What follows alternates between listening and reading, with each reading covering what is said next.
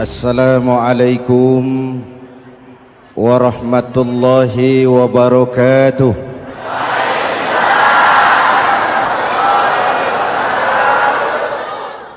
Alhamdulillah wassalatu wassalamu ala Rasulillah Sayyidina Muhammad ibn Abdullah wa ala alihi wa sahbihi wa mawala, amma ba'du. Saudara-saudara kaum muslimin di seluruh tanah air, hari-hari pada minggu akhir Ramadan kita bersama-sama menyaksikan sebuah fenomena tentang pindahnya kegiatan umat dari masjid ke pasar, dari masjid ke terminal, dari masjid ke stasiun, dari masjid ke bandara. Apa boleh buat, itulah wajah kita. Bahwa lebaran artinya mudik, bahwa lebaran artinya baju baru dan makanan. Lebaran berbeda dengan Idul Fitri. Lebaran adalah tradisi yang setiap kita boleh ikutan. Siapa saja boleh ikut lebaran, tapi tidak tiap orang bisa merayakan Idul Fitri. Mau puasa atau tidak puasa, boleh lebaran. Tidak dilarang sama petugas keamanan. Mau ibadah Ramadan atau tidak melaksanakan ibadah Ramadan, boleh ikut lebaran. Tapi tidak berarti merayakan Idul Fitri, karena selalu ada kos dari apa saja yang kita lakukan. Saya mau cerita, mau dengar nggak? Ada dokter gigi, dokter baru. Satu sore praktek, pasiennya 4 orang nunggu duduk jejeran. Dipanggil pasien pertama, diperiksa, berlubang giginya, dicabut tanpa dibius. Namanya dokter baru. Pasien ini teriak, aduh sakit dok, tidak kuat, sakit. Teriakannya keras sekali. Pasien yang 3 orang yang nunggu gemeter,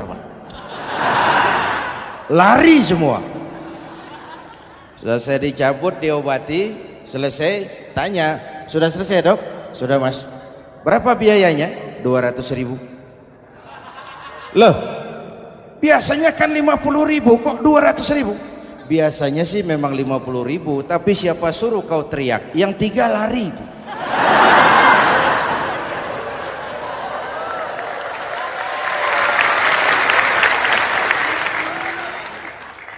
Cerita pendek ini ingin berpesan kepada kita, selalu ada ongkos yang harus kita bayar dari apa saja yang kita lakukan. Mau ibadah atau tidak, mau jadi orang baik-baik atau jadi bajingan paling tengik, mau berbuat salah atau berbuat soleh, selalu ada kosnya, selalu ada ongkosnya. Kita bicara kembali kepada fitrah, Idul Fitri. Bagaimana caranya? Pertama, saya ingin mengutip bagian pendek dari ayat 185 Al-Baqarah. Walitukmilul iddata walitukabbirullaha ala ma hadakum wala'allakum tashkurun. Ada 4 hal dari cuplikan ayat pendek ini. Pertama, walitukmilul iddata, hendaknya engkau sempurnakan jumlah bilangan hari puasamu. Berpuasa sebulan penuh. Sebulan penuh itu bisa 29, bisa 30. Pak, kalau beda pendapat bagaimana? Ada yang lebaran tanggal 5, ada yang lebaran tanggal 6. Hadirin, bagi yang punya kemampuan berijtihad, silahkan melakukan ru'yatul hilal. Bagi yang tidak, lebih aman ikut pesan Nabi. Apa pesan Nabi? Fa iza ikhtalaftum fa alaikum bisawadil a'zam ma'al haqqi wa ahlihi. Kalau kamu berbeda pendapat, ikut golongan terbanyak yang benar dan ahlinya. Jadi walaupun banyak, kalau tidak benar dan bukan ahlinya, tidak usah ikutin. Banyak benar dan ahlinya.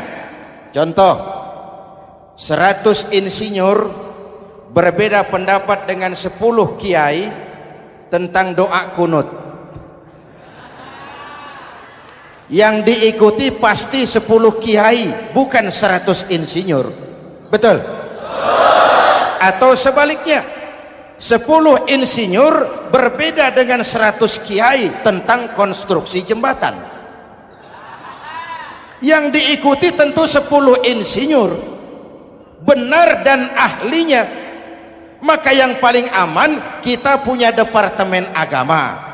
Departemen agama punya ahli dari MUI, dari Nahdlatul Ulama, dari Muhammadiyah, dari Al-Wasliyah, dari Syarikat Islam, dikumpulkan melakukan ru'yatul hilal. Yang paling aman, dengeri saja pengumuman departemen agama.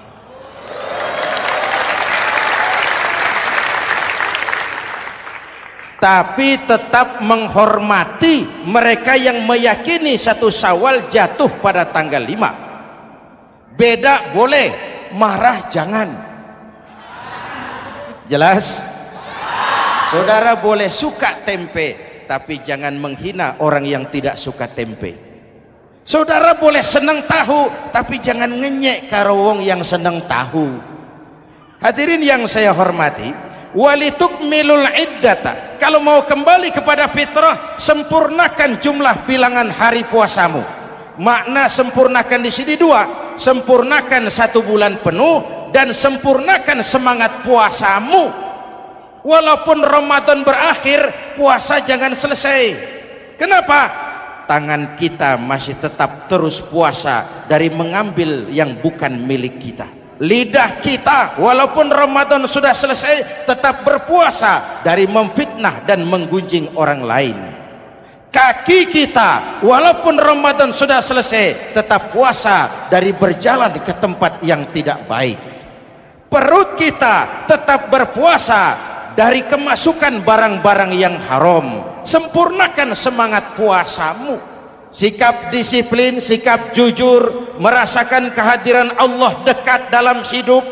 Nih contoh ringan, tadi waktu asar dan zuhur saudara sholat apa tidak? Sholat. Waktu sebelum sholat kan berwudu, ketika berwudu kan berkemur. Umpama waktu berkemur itu saudara korupsi, sedikit saja airnya saudara minum, saya yakin jangankan petugas keamanan, teman wudhu sebelah pun tidak akan tahu kalau waktu berkemur saudara korupsi. Kalau selesai Ramadan ini diterjemahkan, insya Allah negara kita bersih, berkurang korupsinya.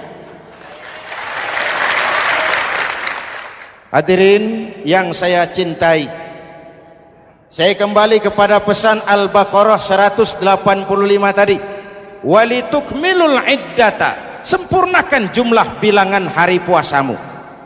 Puasa sebulan penuh dan kemudian lanjutkan semangat Ramadan.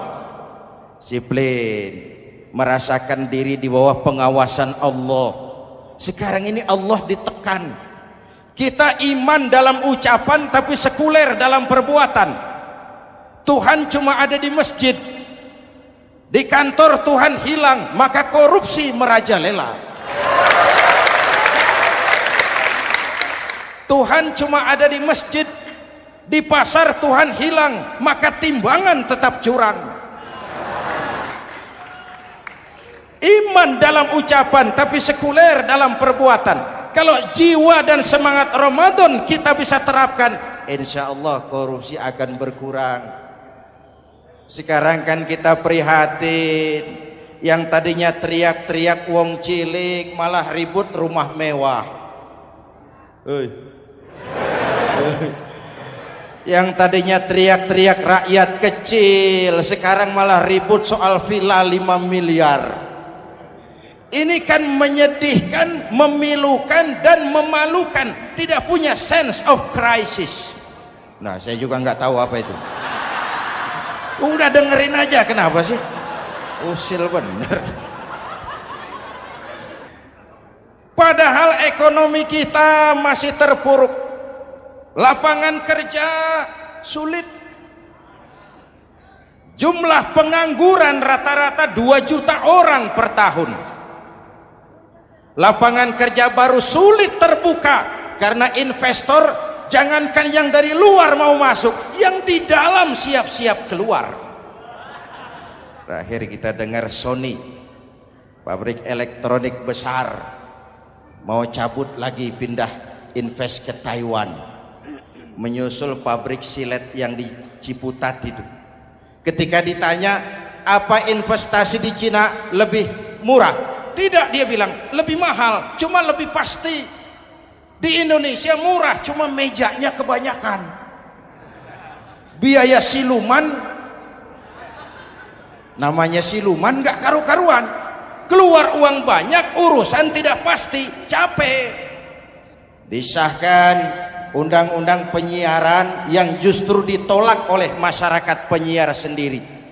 Industri penyiaran bakal kolaps karena sekarang ini boro-boro mereka industri televisi mau break even point, mau pulang modal, dengan ke depan bisa bangkrut. Akibatnya bisa kita pastikan, jumlah pengangguran makin bertambah. Hadirin yang saya hormati, kita memang setuju jangan terlalu mengadopsi siaran-siaran televisi dari luar, kita harus punya filter. Tapi pada sisi yang sama, kita juga harus memperhatikan lapangan kerja buat rakyat kita ini. Walitukmilul iddata, sempurnakan jumlah bilangan hari puasamu. Kalau jumlah hari puasa sudah sempurna, tuntunan yang kedua dari Al-Quran, walitukabbirullah, hendaknya engkau agungkan nama Tuhanmu, takbiran. Takbiran itu bisa sendiri, bisa berjamaah, bisa di rumah, bisa di masjid, bisa di surau, bisa dengan pawai keliling, asal dilaksanakan dengan tertib dan tidak mengganggu lalu lintas umum. Prakteknya yang terjadi, pawai keliling itu mengganggu ketertiban umum, perang petasan, mengganggu lalu lintas, terjadi macam ada yang takbiran bawa bendera partai. Innalillahi wa inna ilaihi rajiun. Ini takbir politik. Hadirin yang saya hormati, kalimat takbir dalam kondisi kita, saya ingatkan kepada satu ungkapan Bung Tomo.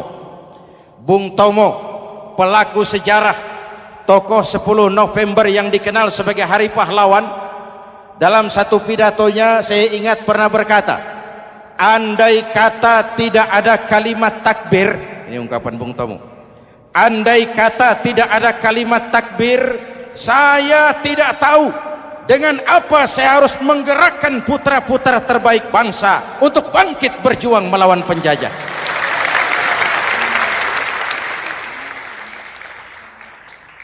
Ketika Allahu Akbar, itu londo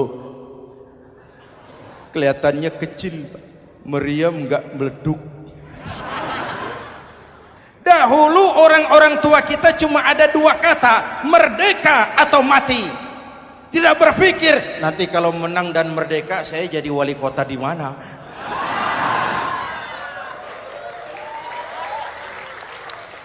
Kalimat takbir, bangsa ini harus bangkit dari keterpurukan. Bangsa ini harus bangkit mengejar ketinggalan-ketinggalannya. Bangsa ini tidak boleh terpuruk terus, dan semangat takbir harus menjiwai kita. Tidak ada capek dalam perjuangan, tidak ada puas dalam upaya. Keberhasilan cuma pengantar ke arah keberhasilan yang lebih baik lagi. Walitukabbirullah, hendaknya engkau agungkan nama Tuhanmu. Nama Allah menjadi motivasi besar dalam kehidupan kita. Ini pesan Quran Al-Baqarah 185. Pesan kedua, setelah sempurnakan jumlah bilangan hari puasamu, agungkan nama Tuhanmu, takbiran. Kalimat takbir sendiri kalau kita lihat pada kalimatnya ada kata la ilaha illallah wahdah sadaqa wa'dah wa nasara 'abdah wa a'azza jundah wa hazamal ahzaba wahdah. Tidak ada Tuhan selain Allah, esa, tidak beranak, tidak diperanakan, wahdah, tidak bisa diumpamakan dengan apapun. Sadaqa wa'dah, Allah yang maha menepati janjinya. Wa nasara 'abdah, Allah yang maha menolong hambanya. Kalau bukan kebesaran Allah, berat berjuang Ramadan ini melawan musuh yang tidak nyata. Puasa itu kalau olahraga golep. Benar Pak, kalau tinju lawannya kelihatan. Betul. Sepak bola musuh kelihatan, bulu tangkis kelihatan, golf siapa musuhnya?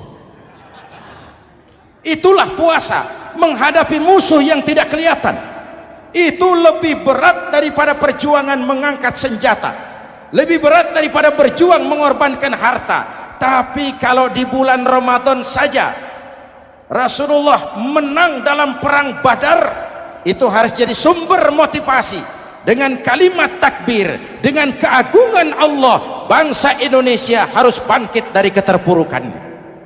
Ibu bapak hadirin yang saya hormati, jadi bukan akhir Ramadan lalu sibuk beli baju. Boleh, tapi bukan itu yang utama. Laisal id bilibasin jadid walakinnal id bita'atin yazid. Idul Fitri bukan pakaian baru.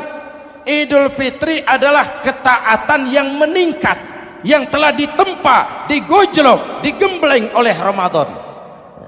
Jadi kalau Ramadan rajin baca Quran, lalu selesai Ramadan sayonara Quran, latihan tidak berhasil. Ramadan rajin ke masjid, selesai Ramadan selesailah ke masjid. Awal Ramadan full house sampai ke halaman, akhir Ramadan cuma imam berdua tikar. Masjid kembali senyap, padahal masjid adalah pusat kegiatan umat. Saudara lihat dari sejarah, ketika hijrah ke Madinah, Rasul singgah di Kuba. Apa yang beliau lakukan? Membangun masjid.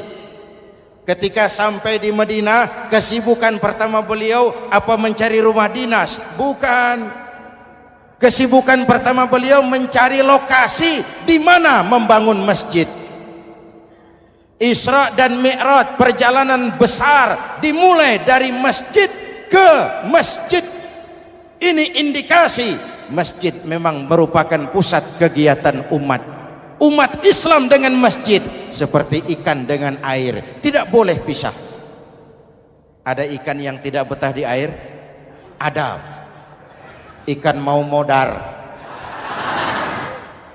Kalau umat sudah mulai menjauhi masjid, jiwanya yang akan mati.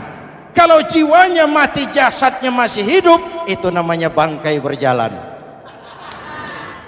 Walitukabbirullah, engkau agungkan nama Tuhanmu, takbiran.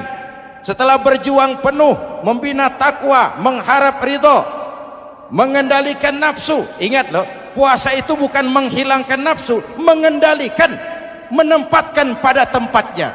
Manusia tanpa nafsu bukan manusia, tapi manusia yang disetir nafsu turun jadi binatang, bahkan lebih rendah daripada binatang.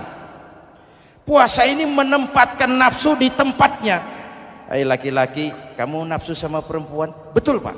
Perempuan suka laki-laki? Betul Pak. Boleh lewat sini, lewat pintu yang disebut nikah. Ini nafsu disalurkan lewat pintu yang disebut nikah. Jangan seperti ayam kawin tiap malam, nikah tidak mau.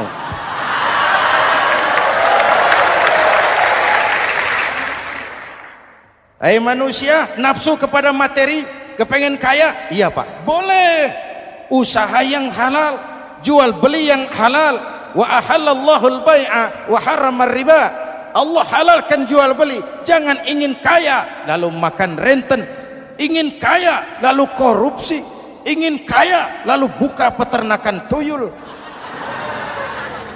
Manusia ingin berkuasa, boleh, tapi tetap punya etika dan moral. Jangan ingin berkuasa lalu fitnah, ingin berkuasa lalu mengadu domba orang, ingin berkuasa lalu menghalalkan segala cara. Puasa menempatkan nafsu pada tempatnya. Manusia yang dikendalikan nafsu lebih puas daripada binatang. Saya punya ungkapan lama, sebuas-buasnya kerbau makanannya tetap rumput. Saya belum pernah dengar ada kerbau terlalu buas lalu makan roti. Betul? Tapi manusia kalau sudah dikendalikan nafsu, manusia bukan cuma makan nasi, aspal, semen, kertas, minumnya solar, jauh lebih buas daripada binatang. Inilah puasa, arep nguwong ke wong, agar manusia itu jadi dirinya, fitrahnya, jangan dikendalikan oleh nafsu. Kita ini sudah diciptakan fi ahsani taqwim. Masya Allah. Hadirin, yang ketiga pesan Al-Baqarah 185 tadi, setelah sempurna jumlah bilangan hari puasa, lalu mengumandangkan takbir, membayar zakat fitrah. Kenapa itu kita lakukan? Mengagungkan nama Allah. Ala ma hadakum, agungkan nama Allah yang telah memberikan hidayahnya kepadamu. Masya Allah nih, hidayah, kita bersyukur. Hidayah ini hak prerogatif Allah, diberikan kepada siapa saja yang dikehendaki oleh Allah. Kita bisa lihat dalam sejarah, ada anak Nabi tidak mendapat hidayah, tidak terpanggil mengikuti kebenaran yang disampaikan oleh bapaknya, namanya Kan'an, putra Nabi Nuh. Ada ayah Nabi bernama Azar, ayah Nabi Ibrahim, putranya penegak tauhid, ayahnya produsen berhala. Ada istri Nabi, istrinya Nabi Lut, tidak mendapat hidayah, tidak terpanggil mengikuti kebenaran. Lalu Abu Jahal, Abu Lahab, paman Nabi, melihat Nabi, menyaksikan mukjizat, mendengar wahyu, melihat tutur kata Nabi, hidayah tidak datang kepada dia, maka mereka tidak terpanggil mengikuti kebenaran. Kita alhamdulillah keponakan Nabi saja bukan, mendapat yang namanya hidayah ini. Ini harus kita pelihara, kita jaga baik-baik, karena ini merupakan hak prerogatif Allah. Yahdi man yasha, diberikan kepada siapa saja yang dikehendakinya. Hadirin, sembari kita mengambil pelajaran tentang Kan'an yang tidak dapat, putra Nabi Nuh. Ini saya ngambil bagian cerita sejarah. Masih mau dengar? Nabi Nuh diberi umur 950 tahun, berdakwah sepanjang hidup. 800 tahun beliau dakwah, dapat pengikut tidak lebih 80 orang, rata-rata 10 tahun satu. Yang dihadapi ini umat yang kurang ajar, bandel, bajingan, tengik. Kalau diceramahi, telinganya ditutup dengan tangannya. Ini saking kurang ajarnya ini umat. Diberikan dakwah, telinganya ditutup dengan tangan. Nabi Nuh ketika di puncak kesabarannya munajat, ya Rabb, bagaimana Nuh? Siang malam saya berdakwah kepada umat ini, saya sampaikan risalahmu, saya canangkan seruanmu, saya sampaikan ajaranmu. Inni da'autu qaumi lailan wa nahara, siang malam saya berdakwah kepada umat. Wa inni kullama da'autuhum ja'alu asabi'ahum fi adhanihim, tiap kali saya sampaikan dakwah kepada mereka, mereka tutup telinganya dengan tangannya. Saya tidak sanggup menghadapi umat seperti ini, ya Allah. Habis mau kamu bagaimana Nuh? Sikat saja sudah semua ini. Bikin mati saja. Nanti kalau punya anak, anaknya kafir lagi. Lebih baik bapak moyangnya, mbah-mbahnya sikat semua. Rabbi la tazar 'alal ardi minal kafirina dayyara. Jangan disisakan orang kafir. Habisin semua. Itu mau kamu? Iya. Buat kapal Nuh, nanti aku turunkan banjir. Dengan apa saya membuat kapal ya Rabb? Pakai kayu Nuh. Kayunya dari mana ya Rob? Dari pohon tentu. Pohonnya belum ada ya Rob. Tanam dulu Nuh. Membuat kapal kayunya nanam pohon dulu. Apa artinya? Perjuangan bukan simsalabim abragedabra. Perjuangan bukan makan lombok. Ini hari dimakan, ini hari pedas. Perjuangan itu proses. Ada keringat, ada air mata, ada darah, tempo-tempo nyawa. Itulah perjuangan. Sudah pohon ditebang, buatkan kapal di tengah kampung. Umat unjuk rasa lagi. Nuh makin gila. Bikin kapal di tengah kampung, mau belayar kemana? Selesai Nuh, selesai ya Rob. Naik. Orang-orang yang beriman bersamamu naik, binatang serba sepasang naik, naik Nuh, naik orang beriman naik, binatang serba sepasang. Gerimis mulai turun. Setelah kapal semua terisi, Nabi Nuh kontrol. Sudah naik semua? Sudah. Nuh, Mas Bejo ada? Ada. Mbok Painem, naik sudah masuk. Oke, Kan'an anak saya ikut tidak naik kapal. Kami tidak lihat Nuh. Turun ke bawah. Ada Kan'an. Kami tidak lihat Nuh. Naik ke atas buritan. Kelihatan Kan'an tidak ikut naik kapal. Kumpul bersama orang kafir di daratan. Inilah potret kehidupan. Kumpul dengan orang-orang kafir. Berapa banyak anak-anak kita tidak mau ikut orang tuanya ke masjid. Kumpul dengan orang-orang kafir di tempat maksiat. Nuh karena sayang kepada anak. Dari atas kapal memanggil, ya bunayyar kam ma'ana. Ya, ini bahasa orang manggil Pak. Kan'an, kesini nak, naik kapal sama papi. Ini terjemahan bebas. Jawab Kan'an di bawah, tidak mau Pak, saya di sini saja. Jangan nak, Allah sedang murka, akan turun banjir. Kalau datang banjir Papa, sa'awi ila jabalin ya'simuni minal ma. Saya akan naik ke gunung tinggi yang bisa menyelamatkan saya dari banjir. Kan'an naik ke gunung tinggi, gunung pun tenggelam dihantam banjir. Dalam puncak kepedihan, Nabi Nuh akhirnya sadar. Ya Allah, kalau orang kafir tenggelam, memang saya yang minta, tapi Kan'an kan anak saya. Nuh, anggap Kan'an bukan anakmu. Wa innahu amalun ghairu salih.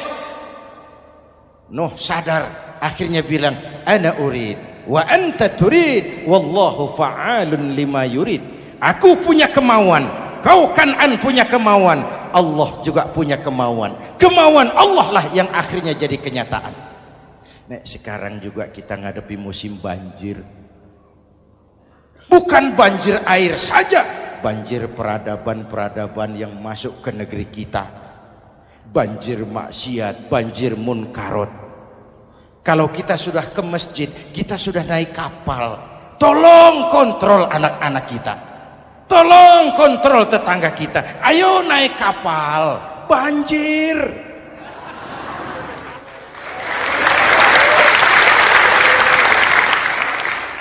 Ditutup ayat ini dengan wala'allakum tashkurun. Atas hidayah yang diberikan kepada kita, kita bisa melaksanakan ibadah Ramadan, bisa takbiran, dan diakhiri dengan ungkapan tasyakkur. Tasyakkur dan tafakkur, mensyukuri nikmat. Saya berulang kali mengingatkan, nikmat bisa berubah menjadi azab kalau kita tidak pandai mensyukurinya. Bayangkan Pak, tahun 87-an kita itu jadi negara yang berswasembada pangan. beras kita cukup untuk rakyat kita.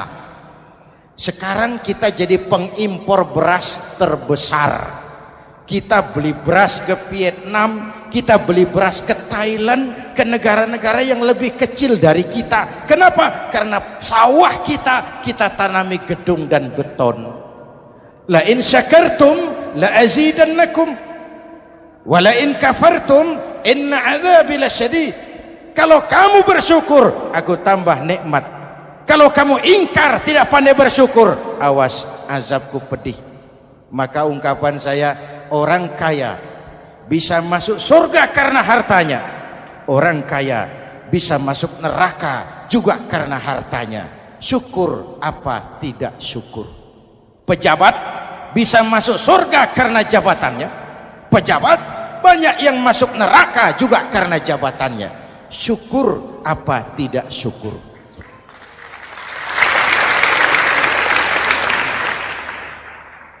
Orang alim, kiai bisa masuk surga karena ilmunya. Orang alim pun bisa masuk neraka lebih dulu dari penyembah berhala juga karena ilmunya. Syukur apa tidak syukur? Kasih jabatan sebagai pemimpin lalu menyadari sayyidul qaumi khadimuhum. Pemimpin suatu umat adalah pelayan bagi umat itu. Pelayan harus melayani, bukan minta dilayani. Selama ini kita memandang jabatan itu jalan pintas menuju kaya. Jabatan itu artinya kekuasaan dan fasilitas. Maka yang lahir rampok-rampok baru.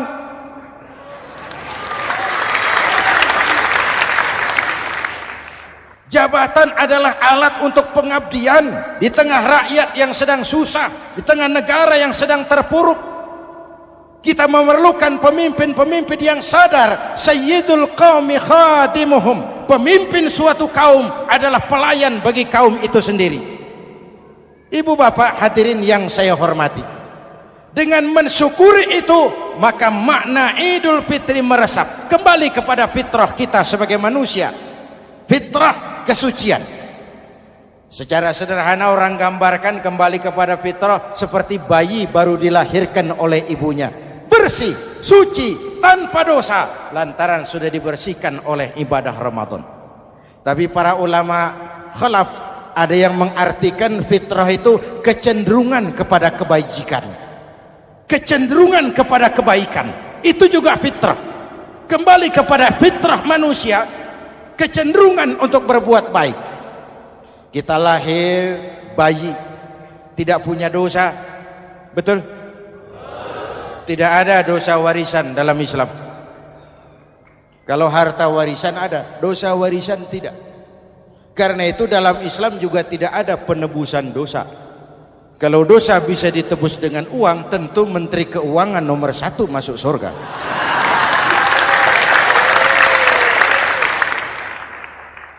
Dosa dalam Islam ditebus dengan taubat, langsung kepada Allah, sonder calo. Hadirin yang saya hormati, kembali kepada fitrah seperti bayi baru dilahirkan oleh ibunya, bersih, tidak punya dosa kepada Allah lantaran sudah dibersihkan oleh ibadah Ramadan. Soalnya kemudian kita kan tidak hanya bersalah kepada Allah, kita ini juga bergaul dengan sesama manusia, betul?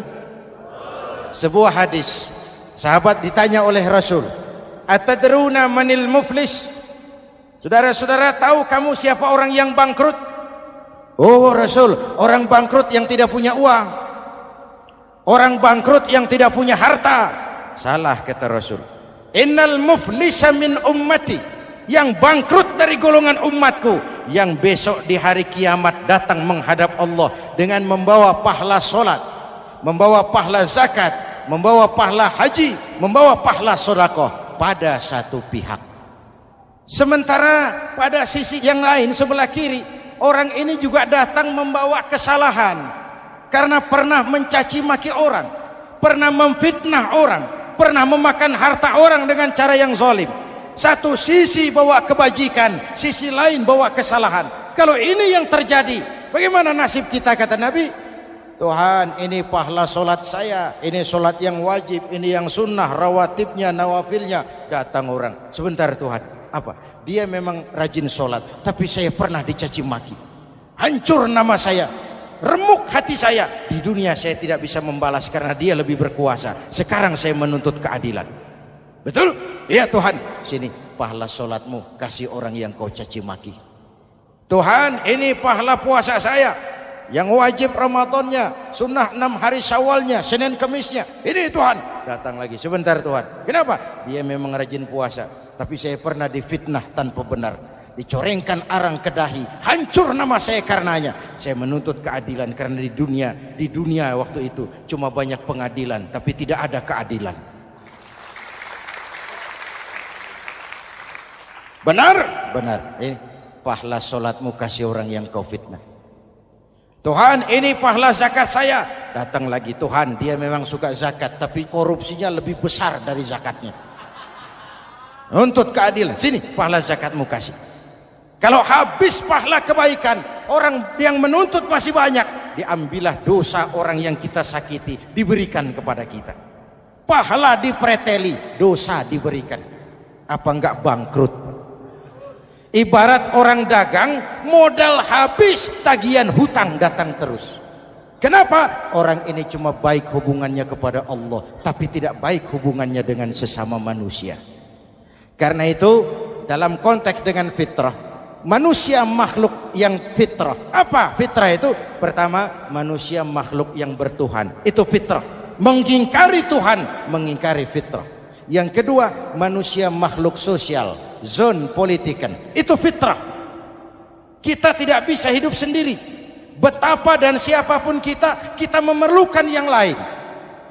Maka nuansa Ramadan intinya adalah silaturahmi. Nuansa Idul Fitri silaturahmi antar sesama kita. Ada baiknya saya ingatkan lagi sebuah hadis. Masih mau dengar? Selesai sholat Id, sahabat mendengar Rasul mengucapkan amin 3 kali. Amin, amin, amin. Ya Rasul, ada apa? Tadi turun Jibril selesai sholat, mau berdoa. Muhammad, aku mau mohon kepada Allah, mau kau aminkan? Silahkan Jibril. Jibril doa, Rasul amin.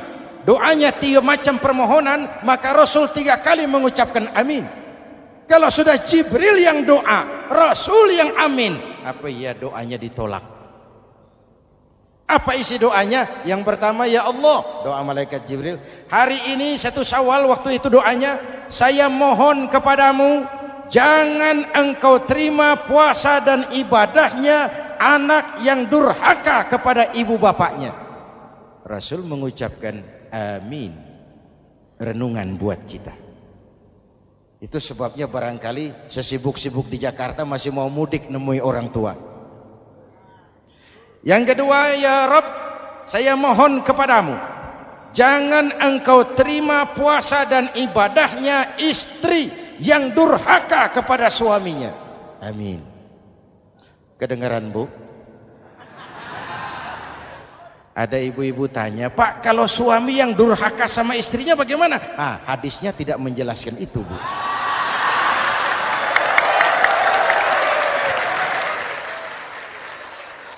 Lo menang sendiri. Yang jelas suami itu presiden rumah tangga, dimintakan tanggung jawab tentang istrinya. Nah, istri swargo manut neraka kadut. Ketika pulang Isra Mi'raj saja Rasul bercerita, aku diperlihatkan neraka. Neraka ya Rasul? Iya. Lalu aku lihat isinya kok kebanyakan perempuan. Perempuan. Laki bagaimana? Laki juga tidak sedikit. Cuma kebanyakan perempuan. Ya Rasul, apa mereka tidak sholat? Sholat. Apa mereka tidak ngaji? Oh, rajin mereka sama suaminya. Kenapa banyak mereka di sana? Rasul senyum dan menjawab, hunna yakfurnal asir. Umumnya perempuan kurang bisa terima kasih sama suaminya.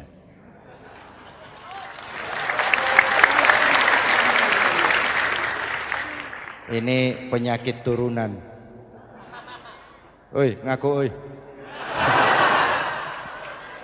Lalu yang ketiga, ya Allah, hari ini saya mohon kepadamu, jangan engkau terima puasa dan ibadahnya muslim yang tidak mau memaafkan sesama saudaranya muslim. Memaafkan lebih berat daripada meminta maaf, tapi memberi maaf lebih mulia daripada meminta maaf. Inilah nuansa mengembalikan semangat saling menghargai, saling mencintai, keutuhan, kerukunan, dan kedamaian. Sudah capek kita rakyat dengan konflik. Sudah capek kita dengan mengedepankan perbedaan dan bukan persamaan. Sudah waktunya kita berbeda tapi tetap bergandengan, tetap bersama menyongsong hari esok yang lebih baik. Mintalah ridho ibu bapak, suami kepada istri, istri kepada suami, dan memaafkan sesama saudara muslim sehingga kita benar-benar kembali kepada fitrah. Terima kasih dan mohon maaf, semoga ada manfaatnya. Usikum wa nafsi bitaqwallah. Wassalamualaikum warahmatullahi wabarakatuh.